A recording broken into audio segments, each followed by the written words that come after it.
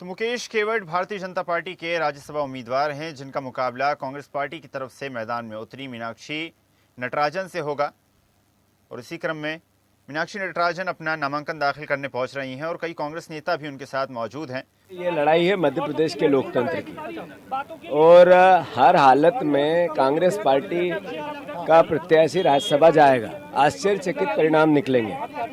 पर एक तरफ देश में नरेंद्र मोदी देश के सामने गुहार लगा रहे हैं कि देश बचाना, देश संकट में है, रुपया गिर रहा है, इसलिए देश से आह्वान कर रहे हैं। दूसरी तरफ बीजेपी लगातार विधायक खरीद फरोख्त की प्रयास कर रहे हैं, लोकतंत्र की हत्या का प्रयास कर रहे हैं, अपना आर्थिक संसाधन अद्भुत अकल्पनीय दुरुपयोग कर रहे हैं। पूरी तरह से बीजेपी का राजनीतिक षड्यंत्र है। उन्हें पता है अच्छी तरह से कि पूरी तरह से धराशायी होंगे। जानबूझ के मध्य प्रदेश के लोगों को गुमराह करने और ब्लैकमेल जो हमेशा से करते रहे, प्रजातांत्रिक पद्धति को समाप्त करने का प्रयास है। उनको स्पष्ट पता है कि कांग्रेस मजबूत है, उनके पास पर्याप्त बहुमत है एक सीट के लिए, और कांग्रेस अपने जितने कांग्रेस के मत हैं, विधायक हैं, सभी एक सूत्र बन के कांग्रेस को भारी बहुमत से जिताएंगे। मध्य प्रदेश में मुख्यमंत्री जी है क्या? मध्य प्रदेश खोज रहा है कि कोई मुख्यमंत्री नाम की संस्था इन्होंने बचाकर रखी है कि कांग्रेस विधायकों को शिफ्ट कर रही है? कोई खतरा नहीं। बीजेपी का जैसा कार्यशैली होती है उसके तहत तो वो हर चीज में ये चाहते कि एकाधिकार रहे, परंतु कांग्रेस ने जिस तरह से प्रत्याशी घोषित किया है, तो जमीन से जुड़ा हुआ है, विचारधारा से जुड़ा हुआ है, कर्म से जुड़ा हुआ है, वैसी हालत में हमें कोई खतरा नहीं है। और बीजेपी को हम लोग सड़क पर भी मारेंगे और यहाँ भी मारेंगे। क्रॉस वोटिंग की कुछ संभावना हमको नहीं लगती। और आपको बता दें, विधायकों को दूसरे राज्य में शिफ्ट करेगी कांग्रेस पार्टी। कांग्रेस विधायक आरिफ मसूद दिल्ली के लिए रवाना, और साथ ही दिल्ली से तेलंगाना जा सकते हैं विधायक आरिफ मसूद और अन्य विधायक भी। कांग्रेस विधायक आरिफ मसूद को भेजा जा सकता है तेलंगाना। कांग्रेस पार्टी के वरिष्ठ नेता भी इस दौरान वहां मौजूद रहेंगे। विधायकों को क्रॉस वोटिंग से रोकने के ये प्रयास हैं। कुणाल चौधरी के साथ दिल्ली हुए हैं रवाना। मध्य प्रदेश राज्यसभा चुनाव को लेकर हलचल तेज है। बीजेपी ने राज्यसभा चुनाव में उतारा है तीसरा उम्मीदवार। महेश केवट को बीजेपी ने अपना उम्मीदवार घोषित किया। विधायकों को शिफ्ट करने में जुटी है कांग्रेस पार्टी। विधायकों को दूसरे राज्य में शिफ्ट किया जाएगा। कांग्रेस विधायक आरिफ मसूद और अन्य विधायक भी दिल्ली के लिए रवाना। दिल्ली से तेलंगाना जा सकते हैं विधायक आरिफ मसूद और अन्य नेता। कांग्रेस विधायक आरिफ मसूद को तेलंगाना भेजा जा सकता है। विधायकों के मैनेजमेंट के लिए पहले जा रहे हैं विधायक। कांग्रेस के राष्ट्रीय सचिव कुणाल चौधरी भी इस दौरान उनके साथ दिल्ली रवाना हुए। एमपी में राज्यसभा चुनाव को लेकर हलचल तेज है और बीजेपी ने राज्यसभा चुनाव में उतारा है तीसरा उम्मीदवार। तो क्रॉस वोटिंग यहां पर साफ तौर पर हो सकती है, प्रयास किए जा सकते हैं, जिसको मद्देनजर रखते हुए कांग्रेस पार्टी ने भी अपनी बाड़ेबंदी शुरू कर दी है। चलिए खबर पर अधिक चर्चा करते हैं। वरिष्ठ पत्रकार डॉक्टर भूपेंद्र सुल्लेरे हमारे साथ जुड़ गए हैं। भूपेंद्र जी, जिस प्रकार मध्य प्रदेश विधानसभा का हालिया समीकरण है, 2 सीटें भारतीय जनता पार्टी के खाते में जाती दिखाई दे रही थी, 1 सीट कांग्रेस पार्टी के खाते में, लेकिन भारतीय जनता पार्टी ने तीसरे प्रत्याशी का ऐलान कर दिया है। नामांकन भी दाखिल किया जा रहा है और साथ ही साथ जीत का ऐलान भी हो चुका है। किस प्रकार देखते हैं आप इस चुनौती को, और क्या कांग्रेस पार्टी अब क्रॉस वोटिंग की शिकार हो सकती है? जी, निश्चित रूप से हम लोग कई जब से नोटिफिकेशन निकला है राज्यसभा का, उससे पूर्व भी चैनल में चर्चा करते रहे, आप लोगों से चर्चा करते रहे, और ये हमेशा बिंदु बना रहा कि बीजेपी जिस तरह से अपने कुनबे को बढ़ा रही है और राजनीति की जो कि संगठनात्मक राज्यसभा चुनाव होता है, उच्च सदन, और उसके रूप में निश्चित रूप से ये देखा जा रहा था कि संगठनात्मक रूप से कमजोर और नुकसान पहुंचाने के लिए वो कार्य कर रही है।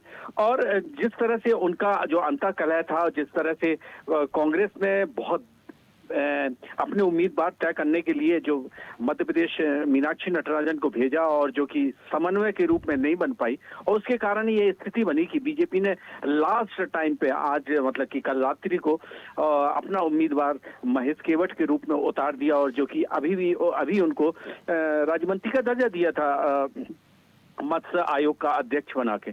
तो ये जो सब चीजें हैं बिल्कुल कैलकुलेट चल रही हैं, क्योंकि कांग्रेस अभी भी संगठनात्मक रूप से ये नहीं समझ पाई कि हमारा मुकाबला किसके बीच में है, और हमको अपना जो उम्मीदवार था जो समन्वय के बिना नहीं तय करना था, क्योंकि उच्च सदन का जो चुनाव होता है वो संगठनात्मक चुनाव होता है। संगठनात्मक का तात्पर्य यह है कि वह उम्मीदवार होना चाहिए जो कि संगठन को भी पसंद हो, विधायकों को भी पसंद हो, और सारे लोग जो पार्टी के लोग हों उनका निष्पक्ष रूप से उसका सहयोग हो।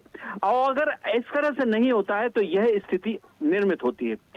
दूसरी बात सबसे महत्वपूर्ण यह है कि कांग्रेस हमेशा जो गुटबाजी जो दर्शाती रही और उससे अभी भी उबर नहीं पाई, क्योंकि संगठन से बड़ा उनके यहाँ व्यक्ति हो जाता है और व्यक्ति की महत्वाकांक्षाएं हो जाती हैं।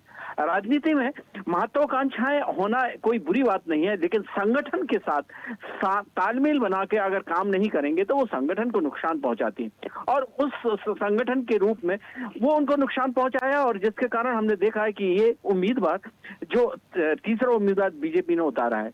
बीजेपी हमेशा, क्योंकि 2028 में विधानसभा चुनाव है और चुनाव के परिप्रेक्ष्य में देखते हुए उनके संगठन को फिर से चोट पहुंचा रही है और उनके डिवीजन करने की एक भूमिका के रूप में है।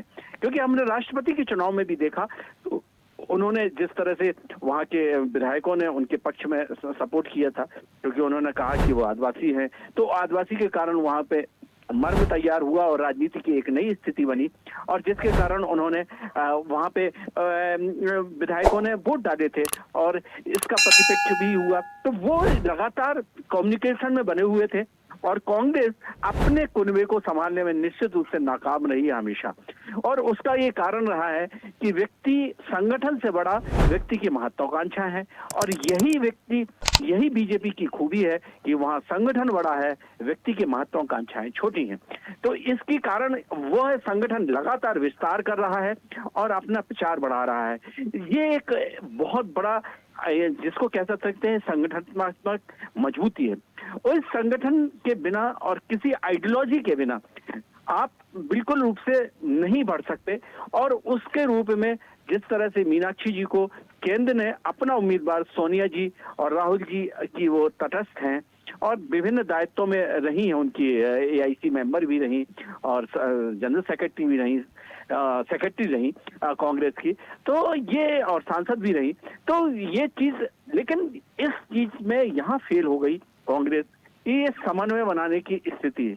अब देखिए जब वोटिंग का समय आएगा, अब कांग्रेस अपने कुनबे को संभालने के लिए अब कोशिश तो करेगी, लेकिन हवा लग चुकी है, दरार बन चुकी है। अब दरार को किस तरह से दीवार को अब अलग किया जा सकता है, सेपरेशन किया जा सकता है, क्योंकि जिस तरह से सिंधिया जी को अलग करके उन्होंने जब सरकार बनाई थी तो वो एक सेपरेशन हुआ था, और आज मुझे ये लगता है कि ये विधानसभा चुनाव से पूर्व फिर से कुछ एक निश्चित रूप से विभाजन की स्थिति बन रही है कांग्रेस में, और ये कांग्रेस के विभाजन की स्थिति निश्चित रूप से ये राजनीति के विस्तारवाद के लिए और जिस तरह से संगठनात्मक चुनाव बीजेपी लड़ती है उसकी एक कौशलता और उसका जो संदेश जा रहा है वह एक काबिल तारीफ है। तो जब राजनीति या किसी भी खेल में और राजनीति के खेल में जब तक हम देखेंगे नहीं कि हमारी विरोधी टीम किस तरह से हमारी पिच पे खिलाना चाहती है, हमको बॉल खिलाना चाहती है, तो उस बॉल को क्या गूगली हो चाहे फास्ट बॉल हो, तो ये आपको समझना पड़ेगा कि आपको डिफेंस कैसे करना है, आपको हुक शॉट कैसे मारना है, आपको प्ले कैसे करना है और डिफेंस कैसे करना है। इसके रूप में तो बीजेपी की पिच में हमेशा कांग्रेस जो कि एक संगठनात्मक रूप से यहाँ पे विपक्ष की पार्टी है मध्य प्रदेश में, वह सही तरीके से प्ले नहीं कर पा रही है, और उसका फायदा ये बीजेपी का संगठन उठा रहा है। और ये मान के चलिए कि ये लगातार संपर्क में होगा और बीजेपी के लगातार इससे पहले राज्यसभा चुनाव के नोटिफिकेशन से पहले भी उनके नेताओं के स्टेटमेंट आते रहे, चाहे कैलाश जी के रहे हो, चाहे गोविंद राजपूत के रहे हो, चाहे और नेताओं के, चाहे सारंग जी के रहे हो, और भी नेताओं ने जो संगठनात्मक रूप से कही, उनके बीजेपी के प्रवक्ताओं ने कहा, वो आज निश्चित रूप से लग रहा है कि उनको लगातार चेतावनी के बाद भी वह एक समन्वय नहीं बना पाए, कोऑर्डिनेशन नहीं बना पाए एक उम्मीदवार के लिए, और उसके रूप में अब ये उनको परिणाम भुगतना पड़ रहा है कि उनके पास उनकी जो सीट थी और उस सीट के खिलाफ एक उम्मीदवार खड़ा हो गया। तो अब ये देखना होगा कि वोटिंग के दौरान अब क्या होता है। अभी टाइम है, लेकिन अब अपने कुनबे को किस तरह से जो उनके टच में है, बीजेपी के टच में जो विधायक हैं, उनको किस तरह से अपने गेम में कर सकते हैं, अब देखने वाली बात यह है। क्योंकि अब यह संगठन के, क्योंकि उम्मीदवार बीजेपी ने कांग्रेस ने दे दिया है, और कांग्रेस ने देने के बाद अब उसका संगठन किस तरह से उनको जिताता है या हराता है, ये महत्वपूर्ण बात होगी। अब इनको इस तरह से तैयारी करनी चाहिए। अब इनका संगठन जो ऊपर से जो उन्होंने कैंडिडेट भेजा है केंद्र से, उनकी केंद्र ने राहुल गांधी और सोनिया जी ने, अब उसकी तैयारी की भी जिम्मेदारी उनकी जाती है। तो संगठनात्मक तो ये समझ में आ रहा है कि मध्य प्रदेश का संगठन कमजोर है, उसका नेतृत्व कमजोर है, और इसके कारण यह स्थिति बन रही है। तो ये स्थिति बनने की स्थिति में नेतृत्व को जिम्मेदारी और केंद्र की जिम्मेदारी तय होती है। अब उसके बारे में वो डैमेज कंट्रोल किस तरह से कर सकते हैं, ये उनकी रणनीति का अब देखना होगा प्रतिफल के रूप में। अगर ये फेल हुए तो निश्चित रूप से बहुत बड़ा डेंट लगेगा, और जिसके कारण एक पैरेलल डिवीजन होने की संभावना मुझे लगती है।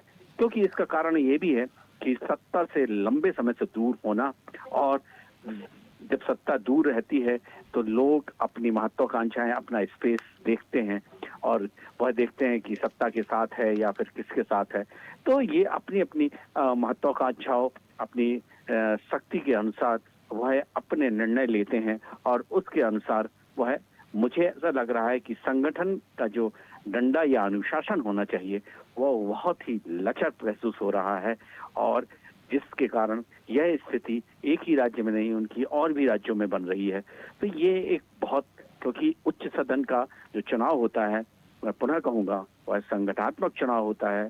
समन्वय और संगठन की ताकत दिखती है कि उसमें नेतृत्व की क्षमता दिखती है, और जिस उम्मीदवार की दिया जाता है उससे जनता द्वारा प्रतिनिधि जो जुड़े चुन के आते हैं विधायक लोग, वो वह वोट डालते हैं, और वह वोट जब वो सिंबल से जीतते हैं, जो पार्टी के सिंबल से, और फिर वही विरोध करते हैं, तो ये निश्चित रूप से एक बहुत बड़ा ड्रॉबैक है उनके बीच में। क्योंकि उनका समन्वय नहीं है, उनके बीच में विचारधारा नहीं है, या उनकी जो आइडियोलॉजी है, जो कांग्रेस की आइडियोलॉजी, जो जिसके तहत वो जीत के आते हैं और जिसके तहत वो करते हैं, फिर वह विरोध में वोट डालते हैं। तो ये सब चीजें उनको रिव्यू करनी पड़ेगी। ये समस्या जो कांग्रेस है निश्चित रूप से लंबे समय से जूझ रही है, और उसके कारण उसका बहुत नुकसान हो रहा है, और उनको संगठन के जो उनके नेता हैं उनको ये चीज समझनी पड़ेगी, जिम्मेदारी लेनी पड़ेगी, और नए नेतृत्व को और जो आइडियोलॉजी वाले व्यक्ति हैं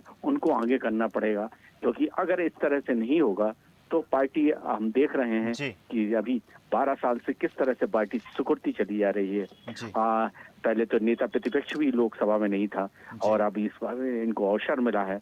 तो अब क्योंकि इंडिया गठबंधन की आज बैठक भी है कॉन्स्टिट्यूशन भवन दिल्ली में, तो वो भी एक बड़ा ही संदेश जाएगा उनके लिए। और वहाँ पे जब हम देख रहे हैं कि टीएमसी, वहाँ पे भी इंडिया ब्लॉक की टूट रही, तो ये सारी चीजें, और राज्यसभा में अभी इस्तीफा दिया है सुखेंदु जी ने, तो ये सब चीजें जो आ रहे हैं, ये सब चीजें बन रही हैं, तो निश्चित रूप से स्वच्छता की राजनीति करनी पड़ेगी, एक नेतृत्व को स्वीकार करना पड़ेगा, और उस नेतृत्व के पीछे वो नेतृत्व ऐसा होना चाहिए जिस तरह से बीजेपी में नेतृत्व है, तो वो नेतृत्व जिसके पीछे जो भी कहा जाए तो उनकी हारने की और जीतने की जिम्मेदारी लेने का साहस भी होना चाहिए। जी बिल्कुल भूपेंद्र जी, माना जा सकता है कि ये राज्यसभा चुनाव ना सिर्फ एक राज्यसभा चुनाव है, बल्कि कांग्रेस पार्टी के संगठन की मजबूती का एक रिपोर्ट कार्ड भी बनकर सभी के सामने होगा। आपका बहुत बहुत धन्यवाद जुड़ने के लिए और जानकारी साझा करने के लिए। देखते रहिए स्वदेश न्यूज। अगर आप इस वीडियो को सोशल मीडिया हैंडल फेसबुक या इंस्टाग्राम पर देख रहे हैं तो हमें फॉलो करें, अगर यूट्यूब पर देख रहे हैं तो सब्सक्राइब करें और बेल आइकन दबाना ना भूलें।